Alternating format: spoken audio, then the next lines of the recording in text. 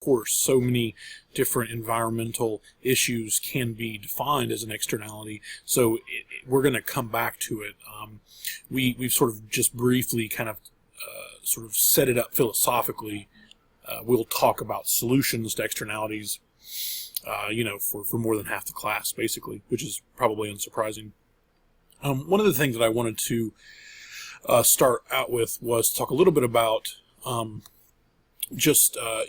you can sort of do in your spare time, or if you have free moments here or there, to sort of educate yourself as to certain data that's available, both in terms of potentially for projects that you have for other courses, but also just to know what the data is. And so when you engage with people in conversations, you can refer back to actual data as opposed to what most people normally do, is just kind of they present data in a very biased way. So if it's data that they want to look a particular way, they'll make it look that way. Whereas, as academics, we want to make sure that we're actually kind of getting at the data. So a great resource for this is the World Bank Open Data. This here I have for just CO2 emissions. The actual website is just worldbankopendata.org, so data.worldbank.org.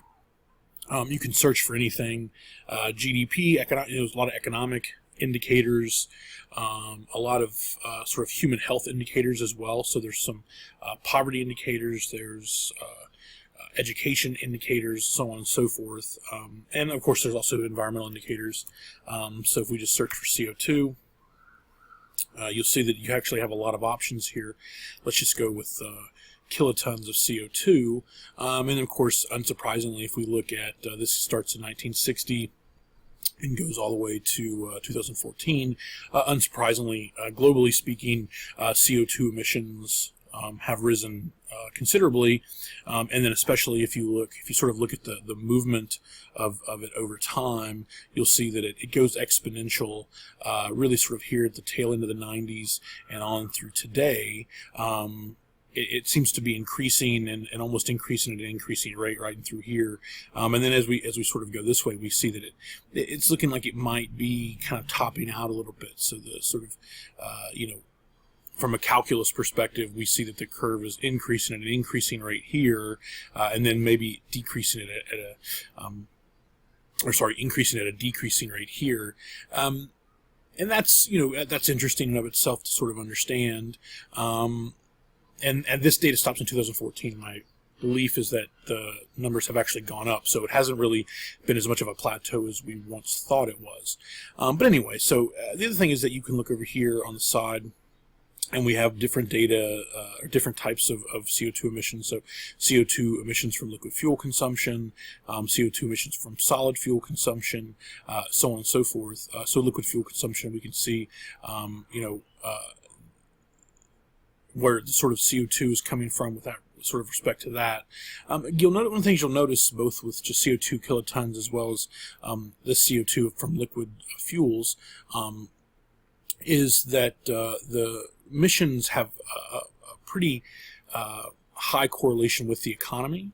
And so if you look at this in the context of there's sort of reductions in CO2 from liquid fuel here, this coincides with the oil crisis of the late 1970s, and then with the recessions, sort of global recession in the late 1970s, and we actually see CO2 emissions from liquid fuel sources falls. And then again, as we get sort of closer to the recession here, the so-called Great Recession, again, we can see that these emissions are actually falling during recessions. And you actually see this relatively easily with just the CO2 emissions. And so you can see here again, CO2 emissions actually fall. This is because of a global recession. CO2 emissions rise, and then fall again here, again because of a global recession. So it's clear, at least with respect to CO2 emissions, that there's a correlation between, as the economy grows, emissions rise. And this is something that we're going to come back to next week when we actually start talking about pollution, in that it's unavoidable for us to sort of realize that economic growth necessarily requires environmental degradation, we haven't figured out a way to grow the economy without it. I talked about this in the first lecture video, the context of sustainable development, which is where you actually take your economy and you grow it by making itself more sustainable. It kind of almost becomes a closed loop where your economic growth, instead of degrading the environment, is in fact improving the environment. And we're so far off from that, to the extent that still economic growth is correlated with not merely reductions in the environment and increases in environmental degradation, but in some sense increasingly so. And these are things that we'll get to later on in the course. But I just thought I'd show you that. So check out the World Bank data. I'll do this a few times when we, before lecture videos, to kind of alert you to some interesting stuff. One of the things that I wanted to show you that I thought you might find interesting, I'm currently working on a paper, or sort of just in the process of working on a paper with a co-author of mine. And what we're looking at is disasters, natural disasters at the state level. So the blue line here is the monetary costs of property damage amongst all U.S. states from 1970 to 2016 related to natural disasters. So just take every state, add up the cost of their property damage from natural disasters, and that's where this line comes from.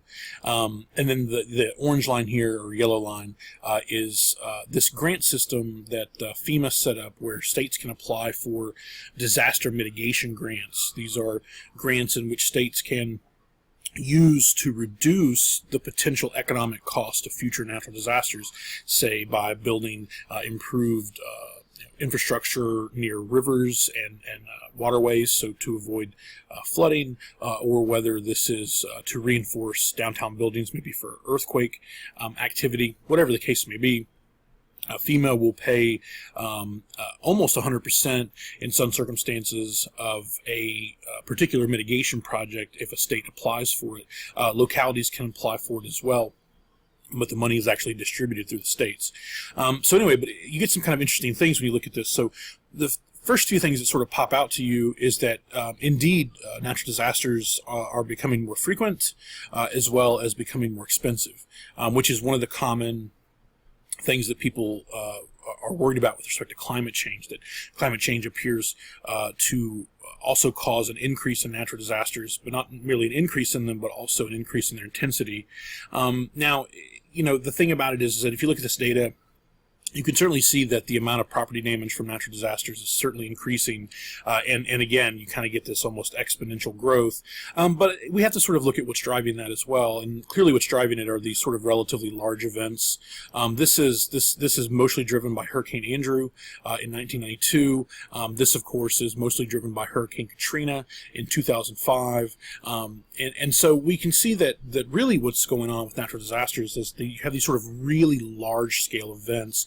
It really isn't so much that, the disasters are more frequent now, but still, the actual cost of damage of natural disasters seems to mostly come from these relatively large events, which is interesting because it suggests that mitigation is actually one of the best ways to reduce this ultimately, because of, the costs are almost random in the sense that we don't necessarily know when they're going to occur, and since the costs are increasing, and since the costs can be huge, as we can see here. I mean, this is Hurricane Katrina. This is nearly $100 billion event in 2016 dollars. I mean, this is considerable, and so. But if you look at actually what's going on, the way states are actually using the grants, you find some, relatively obvious behavior. The first thing you notice is that grants, which of course increase as the bar gets higher, occur after large events. So we see that we have a large event here, again, kind of the Hurricane Andrew, 1992, and then we see a bunch of applications for grants. And then sort of not that many natural disasters in this area, the grants really fall off, and then boom, natural disasters, and we see grants. And the same thing here, sort of tapers off, and then boom, natural disaster, and then grants. And so this is interesting because these mitigation grants are supposed to sort of be about preventing the future cost of natural disasters, but states don't really seem to be using them that way. States seem to be using them instead as reactive grants to solve issues that were caused most recently by the natural disaster.